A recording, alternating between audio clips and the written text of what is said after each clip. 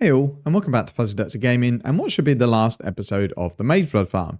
Yet again, the game economy has changed thanks to another emergency patch or nerf, and whilst implementing that patch, it looks like they've also broken bulk corpse trading. This again has meant that this video is quite fragmented and there isn't really a strategy that I settled on that I ran for hours. So what I'll do is go through step by step what I've done since the last video. The first 75 minutes, I ran some more harvest, but I removed crop rotation. People asked me to just test the strategy I did before, but without crop rotation. So again, I ran 19 8-mod maps to get an idea of what the income would be. I didn't see the same returns as crop rotation. And even with taking less blue and less purple plants, I still didn't get anywhere near the yellow life force I did doing crop rotation. However, this is a super small sample size, and I do think I got really lucky with my crop rotation returns. After that, I decided I wanted to test out a juicing, map quantity, and map effect strategy. So I actually took back to basics. This wasn't cheesing it by resetting over and over again. It was just taking back to basics, taking all the corpse nodes, map nodes, and increased effect nodes on the tree and running 8-mod maps. This, honestly, was a massive mistake. It makes even T16 maps super difficult.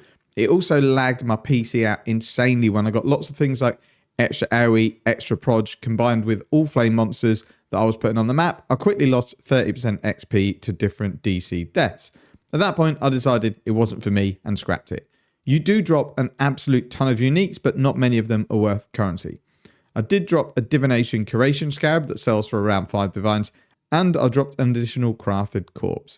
This strat, though, was way too hard for the returns. Without the big drops, it would have been a really poor return. What I did is ran this on Crimson Temple, assuming that if you get super lucky, you might get an apothecary card. We didn't, but we did get a couple of big items, so it meant that it wasn't wasted. When I finished this strategy, this coincided with the most recent patch, nerfing ghosts, which I wasn't using anyway, but it did break the bulk trading for corpses and made it more difficult to buy and sell them. So I made the decision once I'd finished farming my next chosen mechanic, I would use the corpses to do some safe crafts for profit. I decided to go to a tree dedicated to maps, corpses, and ultimatum. I was also using the normal ultimatum scarab to force it into the map, and the ultimatum scarab of bribing to make the rewards count as extra rounds. Both scarabs are dirt cheap, and even though ultimatum is not reliable profit-wise, you can hit big items, and I did. I dropped a double corrupted pair of Tanawaihi gloves that I sold for 10 divines really quickly. I'm thinking, looking at it, this might have been worth more, but I'm happy with the 10 divines. It was double corrupted with temp chains and +1 frenzy. There was none on the market at the time, and individually, the implicits were about 100C each, so I'll just put it up for 10 divines. After a few minutes, it sold.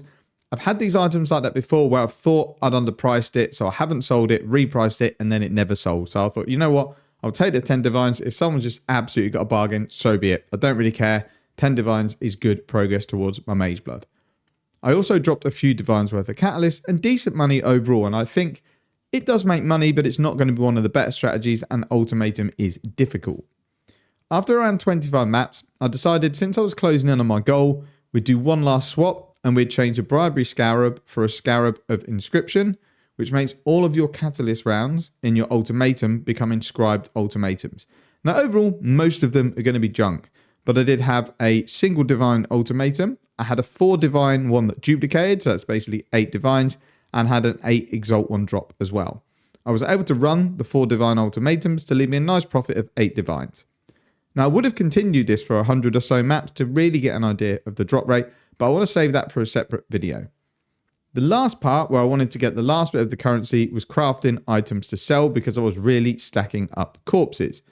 I crafted a pair of resistance, movement speed, and life boots, which I've brought a video out previously, but I forgot to put the item level to 86, so the movement speed stuck 30. It should still sell for 4 to 5 divines. I also crafted 2 amethyst rings. Again, there's a video on my channel which I'll link. Crafted 2 of these. They sold for 8 and 5 divines respectively, and they probably cost about 2.5 divines worth of corpses. So it's a nice 10 divine profit. So all that's left for me to do now is liquidate some more stock and buy my belt. One thing I want to point out, which I think people should always be aware of, is the amount of money my stash says I have in net worth and how much realistically that translates into divines, because you can't sell everything. There's going to be scarabs that you might have difficulty selling then as you really sell at a low percentage of its worth. There's going to be things like All flames that are listed as 5 to 10C in value, but they probably never sell. There's corpses that don't sell but will have a value. There's tons that I've got that I'm not going to sell. I've got 8 modded maps that I'm going to keep.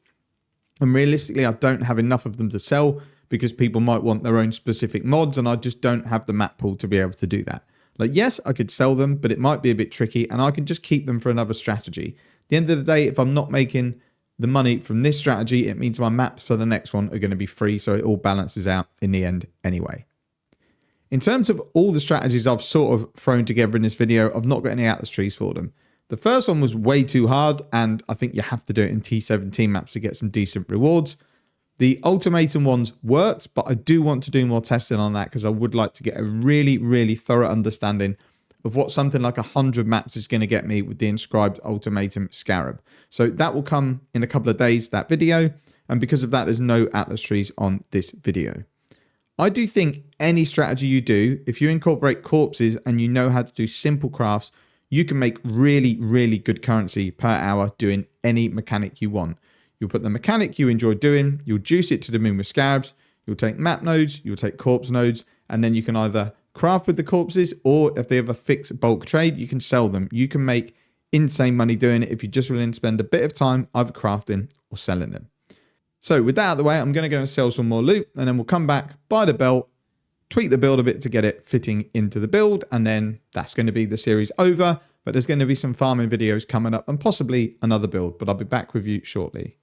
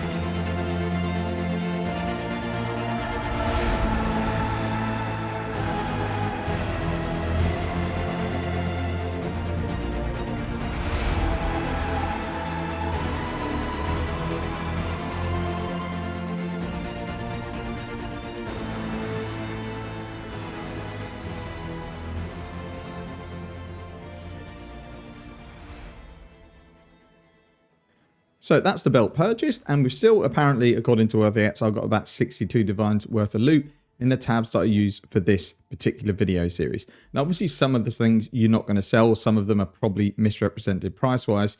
But as you can see, a lot of the bulk is coffins, which I am going to use to craft because it's so easy to make decent crafts that are worth currency. The rings that I craft, for example, they're about 70% success rate. They cost between 1 to 1.5 divines to craft, and they sell for between 5 to 9 divines, depending on how lucky your roll gets. Maps, we could sell some of the 8 mob maps. We've also got Guardian and Conqueror maps, but realistically, I'm probably just going to save them for strategies. I hate nothing worse than having to buy maps, so I'm just going to keep them. I don't need the divines at the moment, so these can feed future strategies. Lots of scarabs, we'll split them up, have a look at what I will keep, what I want to sell. And then apparently we've got 3.6 divines worth of all flames, but we have picked up loads of them. So we have to see whether we can realistically sell a good chunk of these. So what I thought I'd talk about is how I go about farming something when it's got a fairly big goal. Now, Mageblood in this league is fairly cheap. In other leagues, it might be 250, 280 divines. So the series might have gone on twice as long.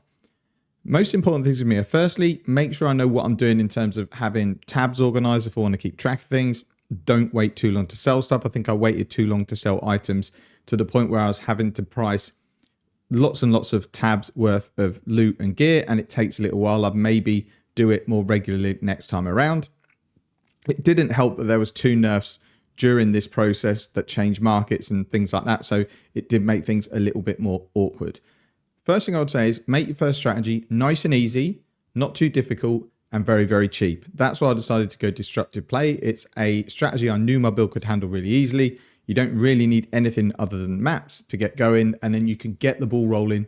Get yourself, say, 10 or 20 divines. Then if you want to go for a strategy that needs more investment, you can do it. I've found corpses and crafting to be a massive income. I've still got tons of corpses left, and I've probably sold around 30 divines worth of gear that I've crafted, probably for 4 to 5 divines worth of corpses. So I personally am going to put these in every strategy. If they fix the bulk trade even better, I can actually sell a lot of these corpses, but I really enjoy the crafting aspect, and it is quite easy. The really important thing for me is enjoying the strategy that you're doing and the mechanic that you're doing. Like if Blight was 30% more profitable than everything I've done, but I'm not going to enjoy it, I'm never going to do that strategy. Firstly, because A, I won't enjoy it. Secondly, I'll probably map slower, waste time in hideout, do other things, get distracted because I'm really not enjoying it. This is a game I play in my spare time for fun, so I'm only ever going to do strategies that I enjoy, regardless of if there's better, more lucrative strategies that I know I'm not going to like doing. And lastly, have a look at what other people are doing. So if you've decided you want to do a Legion strategy, have a look at what other people are doing. I didn't do this, and I probably should have. It would have saved me some time and cut a few things out here and there. I'm not saying you have to watch hour-long videos to see how to perfect a strategy, but if you want to run a specific mechanic, have a look what scarabs people are using, what maps, what their atlas tree looks like, and just do something similar to what they're doing. You don't have to copy node for node. You can tweak it so that it suits you a bit better, or if there's things you want to add in instead, go for it. But if you can get a good core tree set up, it's definitely going to help. And then lastly, only do something like this when your build is pretty much finished. There'd be no point me farming a Mageblood if I still needed to upgrade my gloves, my boots, my belt, my helmet, things like that, because they're realistically going to be cheaper upgrades and they're going to give you a decent increase in your stats, your damage, your survivability. Mageblood is good, but for the price it is, I would think there's always better upgrades you can do until maybe it's the last thing you do before you might start going for double corrupted uniques or really, really expensive crafted rare gear. Mageblood sort of sits before that, and I think it's something that some people go for too early. They struggle with the strategies they're doing because their build's not quite strong enough. Just make sure if you do want to farm an item like this that costs, 150 plus divines, that you can't get very good upgrades to say 5-6 divines that will make your build better and make farming that easier. The last thing I would say is if your build can fit a headhunter in, once you get to the currency point where you can buy a headhunter, I'd maybe do that if you're doing a mapping strategy because it's going to make it easier and quicker. You can then sell it when you've earned the rest of the currency and then buy Mageblood. I have really enjoyed the series. Previously, these have gone on for longer because Mageblood is historically between 200 to 300 divines. Sometimes it's been even more. But with this league and the last league, because there's been mechanics that spit out currency and unique items, it's pretty cheap and affordable. Especially with the fact that if you can just learn basic Necropolis crafting, even with just a mechanic that isn't that profitable but you enjoy, if you combine that with the crafting and dropping T17 maps, which go for really good money, you can make very, very good income doing whatever you like to do. That's it for the series in the video. I hope people have enjoyed it. What I'm going to do next is look more into Ultimatum because I did really enjoy it. I actually quite like running the inscribed ultimatums as well, even though they are a bit difficult. So I'd like to give a big test run of that. And I'd also like to probably perfect my harvest strategy combined with Necropolis and maps because I think that overall worked the best for me. Life Force sold super easy and very, very quickly. The corpses you can use for crafting, maps you can use to self-sustain and you'll get T17 maps which sell really well. Overall, this was the easiest strategy to do in terms of running and selling. The maps weren't particularly hard, the loot sells really quick, and there is a big enjoyment factor when you get to the end of your session, you bulk sell all of your Life Force and then you're suddenly sitting on 15 to 20 raw divines that you didn't have at the beginning of the session. Feels really, really good. So as I say, more videos come in the future. Thank you very much for watching. Take care and see you in the next one.